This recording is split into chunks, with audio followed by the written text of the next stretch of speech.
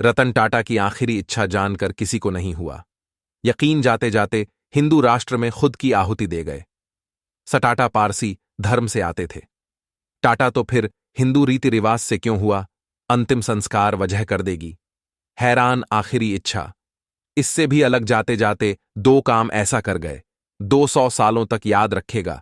Hindustan hospital में आखिरी 1 घंटे का असर सुनकर आप रो देंगे। रतन टाटा की कामयाबी से ज्यादा उनकी इंसानियत पर हर किसी को यकीन है। आखिरी वक्त में जब उनके पास वक्त कम बचा था तो वह उस वक्त में क्या कर रहे थे? उनके पास कौन कौन था? उनकी आखिरी इच्छा क्या थी? 86 साल की उम्र में देश को झूठ बोल रहे थे कि फिट है, लेकिन उनको गंभीर बीमारी थी। देश में कोई हलचल ना पैदा हो, इसलिए उन्होंने डॉक्टरों और अपनों से कैसी बांग कर ली, जिस पर किसी को यकीन नहीं हो रहा था। यह भी कैसा इत्तेफाक है। 87 साल की उम्र में रतन टाटा को जिस पे सबसे ज्यादा यकीन था, उस बच्चे की उम्र 30 साल है।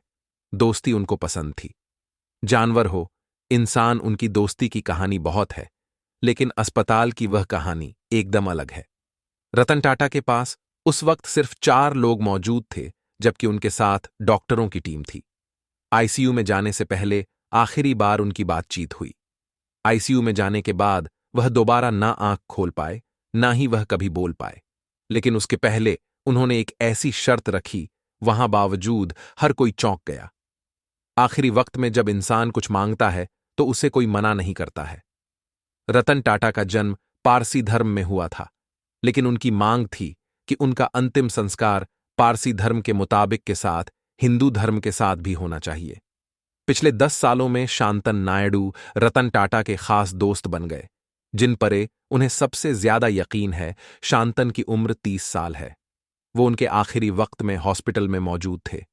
रतन टाटा और शांतनु की मुलाकात के पीछे भी जानवर ही जरिया था। शांतन नायडू जानवरों के लिए काम करते थे। इसी बीच उनकी मुलाकात 2014 में रतन टाटा से हो जाती है। रतन टाटा से मिलने के बाद शांतन नायडू ने मोटोपज नाम की एक संस्था बनाई। यह संस्था सड़कों पर घूमने वाले आवारा कुत्तों की मदद करती है। 17 शहरों में 250 से ज्यादा कर्मचारी काम कर रहे हैं। यह कैसा संयोग है? हर किसी की आंखें भर आएंगी। शांतन नायडू ने जो लिखा है वह पढ़कर आप कैसे से यकीन करेंगे। लोग कहते हैं दोस्ती अपने उम्र के लोगों से की जाती है, लेकिन यहां 50 साल से ज्यादा अंतर है। ताता के निधन के बाद शंतनु लिखते हैं, अपनी मित्रता के बारे में लिखते हुए कहा, इस दोस्ती ने अब मेरे अंदर जो खालीपन पैदा किया है, मैं अपनी बाकी की जिंदगी उसे भरने की कोशिश में बिता दूंगा। प्यार के लिए दुख की कीमत चुकानी पड़ती है। अलविदा मेरे प्यारे लाइट हाउस। उन्होंने एक पुरानी तस्वीर भी शेयर की, जिसमें वह दोनों साथ में दिखाई दे रहे हैं। रतन टाटा की आखिरी इच्छा थी कि उनका अंतिम संस्कार हिंदू रीति रिवाज से ही होना चाहिए। अंतिम संस्कार की कई विधियां हिंदू रीति रिवाज से ही होंगी, तो वहीं बाह पर कपड़ा रखने का पारसी विधान भी होगा। रतन टाटा का अंतिम संस्कार विद्युत सौदागृह में ही किया जाएगा।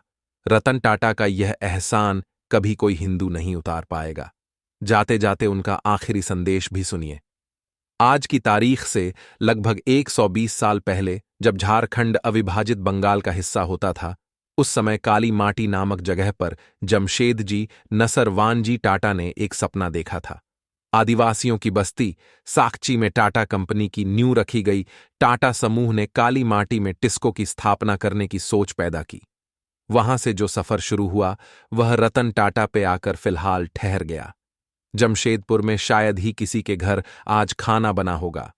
गरीबों के लिए महंगे अस्पताल के बजाय रतन टाटा ने अपनी जिंदगी में कई अस्पताल बनवाए, ताकि अब इंसान आराम से इलाज करवा पाए। पूरी जिंदगी कंपनी और देश की सेवा में खपा दिया। कुछ लोग ही उनकी जिंदगी में ऐसे थे जिनसे वह खुलकर बात करते थे, जिनमें से एक थे नरेंद्र मोदी। हालांकि किस्मत का खेल देखिए, रतन टाटा की मौत के बाद भी उनके सबसे खास नरेंद्र मोदी नहीं पहुंच पाए।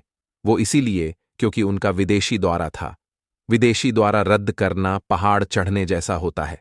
इसीलिए अमित शाह उनकी अंतिम यात्रा में बार बार दिखाई दिए। 1 शताब्दी का अंत हो चुका है।